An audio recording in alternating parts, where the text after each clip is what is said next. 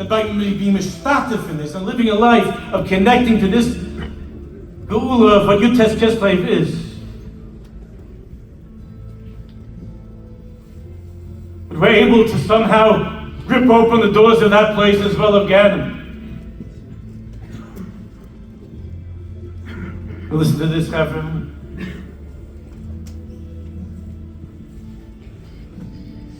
After he was freed, he spoke about what happened while he was there. The Rebbe spoke about the interrogation.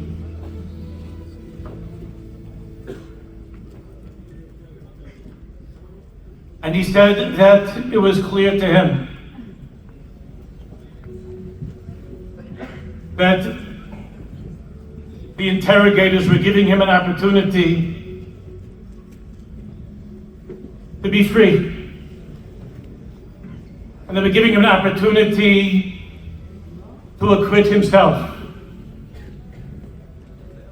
And all he had to do was to say something by way of officially declaring that he has no part of this new movement of the Karlinas, of the Hasidim. The Alter Rebbe understood that the choice was either he would say a few words and make some sort of a silly statement, because they were just looking for some formal statement.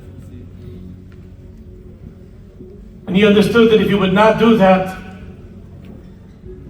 that the choice was most likely he would be put to death. The Alter Rebbe said that he could not and he would not utter one word. He wouldn't utter one word that in any way would imply, on any level, even to the simplest jailkeeper or attorney there in that court, that he was separating himself in any way from the Baal Shem Tov HaKadosh. Even though he understood that it meant that he would most likely be put to death.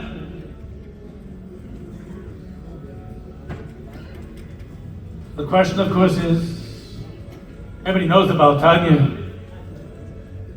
He was also the author of Shulchan Aruch Harav, and he knew how to learn very well. And even those of us who are simple Jews know that for such a thing one doesn't have to die to make some formal statement to an anti-Semite. He wasn't renouncing his belief in God.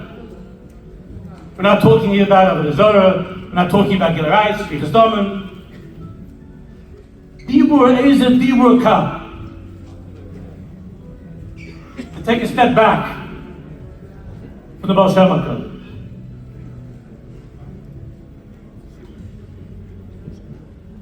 The Alter Rebbe said, he couldn't do such a thing. He wouldn't and he couldn't do such a thing. So, Chaver, in this lies the mystery of the Rebbe's wave. Because it wasn't just to me. It was to our entire generation after the Holocaust that my parents survived, and some of your parents or grandparents. The Shever of Mitzrayim was unspeakable. The generation was dying, and had no chiyus, no reason to go on, no reason to live. The Alter Rebbe was teaching as a father. This was what I couldn't say to the person from the newspaper, but I want to share with you.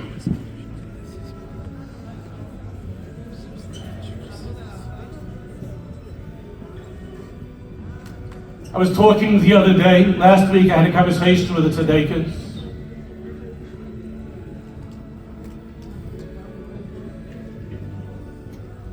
Whose son was one of the hostages that was killed. I'm reviewing this conversation. We spoke for around 45 minutes or so. And I haven't stopped going over this conversation.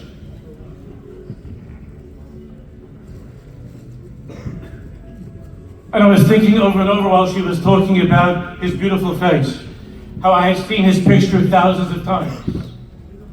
His picture was all over the walls here in Yerushalyim.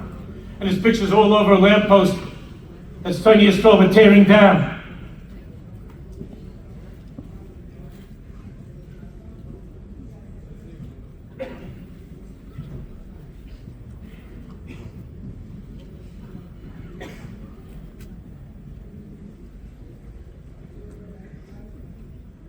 The Alter Rebbe spoke about this a number of times. That what he wanted most from the Chassidim was that they should feel one for the other.